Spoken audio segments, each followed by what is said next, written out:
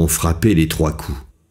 Des ouvreuses s'entêtaient à rendre les vêtements chargés de pelisses et de paletots au milieu du monde qui rentrait.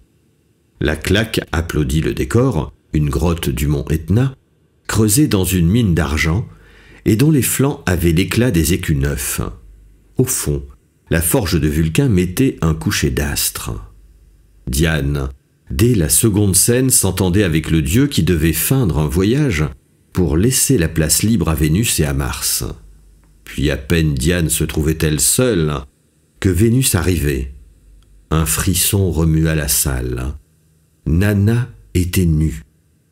Elle était nue avec une tranquille audace, certaine de la toute-puissance de sa chair. Une simple gaze l'enveloppait.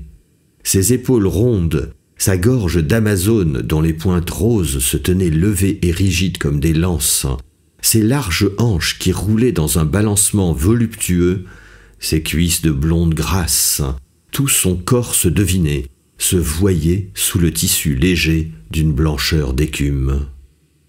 C'était Vénus naissant des flots n'ayant pour voile que ses cheveux. Et lorsque Nana levait les bras, on apercevait au feu de la rampe les poils d'or de ses aisselles. Il n'y eut pas d'applaudissements. Personne ne riait plus. Les faces des hommes sérieuses se tendaient avec le nez aminci, la bouche irritée et sans salive. Un vent semblait avoir passé, très doux, chargé d'une sourde menace. Tout d'un coup, dans la bonne enfant, la femme se dressait, inquiétante, apportant le coup de folie de son sexe, ouvrant l'inconnu du désir. Nana souriait toujours, mais d'un sourire aigu de mangeuse d'hommes. « Fichtre !» dit simplement Fauchery à la Faloise. Mars, cependant, accourait au rendez-vous avec son plumet et se trouvait entre les 2 déesses. Il y avait là une scène que Brullière joua finement. Caressé par Diane qui voulait tenter sur lui un dernier effort avant de le livrer à Vulcain, cajolé par Vénus que la présence de sa rivale stimulait, il s'abandonnait à ses douceurs d'un air béat de coq en pâte. Puis un grand trio terminait la scène, et ce fut alors qu'une ouvreuse parut dans la loge de Lucy Stewart et jeta 2 énormes bouquets de lilas blancs. On applaudit. Nana et Rose Mignon saluèrent, pendant que Brullière ramassait les bouquets. Une partie de l'orchestre se tourna en souriant vers la baignoire, occupée par Steiner et Mignon. Le banquier, le sang au visage, avait de petits mouvements convulsifs du menton, comme s'il eût éprouvé un embarras dans la gorge. Ce qui suivit acheva d'empoigner la salle. Diane s'en était allée furieuse. Tout de suite, assise sur un banc de mousse, Vénus appela Mars auprès d'elle.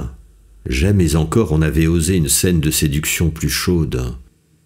Nana, les bras au cou de Brullière, l'attirait. Lorsque Fontan, se livrant à une mimique de fureur cocasse, exagérant le masque d'un époux outragé qui surprend sa femme en flagrant délit, parut dans le fond de la grotte. Il tenait le fameux filet aux mailles de fer. Un instant, il le balança, pareil à un pêcheur qui va jeter un coup d'épervier. Et par un truc ingénieux, Vénus et Mars furent pris au piège. Le filet les enveloppa, les immobilisa dans leur posture d'amants heureux. Un murmure grandit, comme un soupir qui se gonflait. Quelques mains battirent.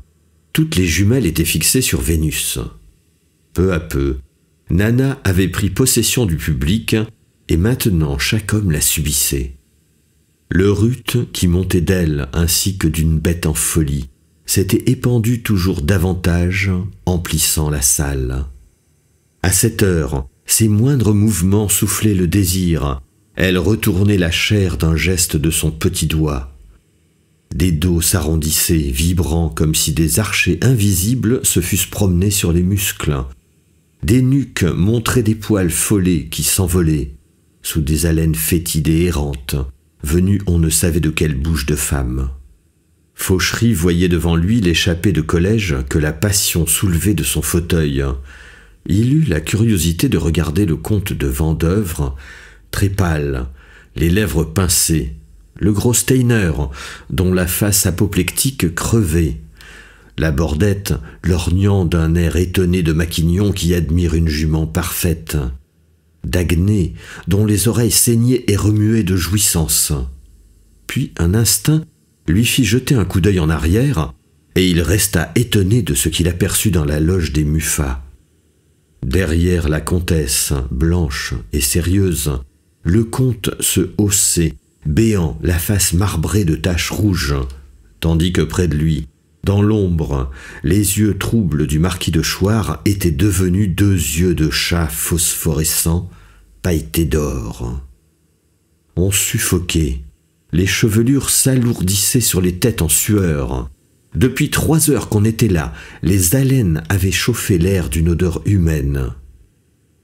Dans le flamboiement du gaz, les poussières en suspension s'épaississaient, immobiles au-dessous du lustre. La salle entière vacillait, glissait à un vertige, lasse et excitée, prise de ces désirs ensommeillés de minuit qui balbutient au fond des alcôves. Et Nana, en face de ce public pâmé, de ces 1500 personnes entassées, noyées dans l'affaissement et le détraquement nerveux d'une fin de spectacle, restait victorieuse avec sa chair de marbre, son sexe assez fort pour détruire tout ce monde et n'en être pas entamée.